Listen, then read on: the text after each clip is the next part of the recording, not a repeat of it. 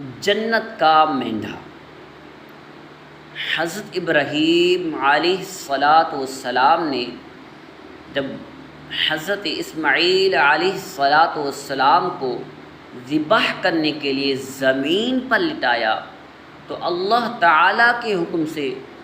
حضرت جبرائیل علیہ السلام بطور فدیہ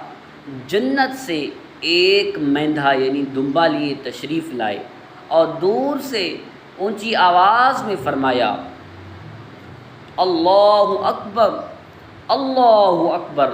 جب حضرت ابراہیم علیہ السلام نے یہ آواز سنی تو اپنا سر آسمان کی طرف اٹھایا اور جان گئے کہ اللہ پاک کی طرف سے آنے والی آزمائش کا وقت گزر چکا ہے اور بیٹے کی جگہ فدیے میں مینڈھا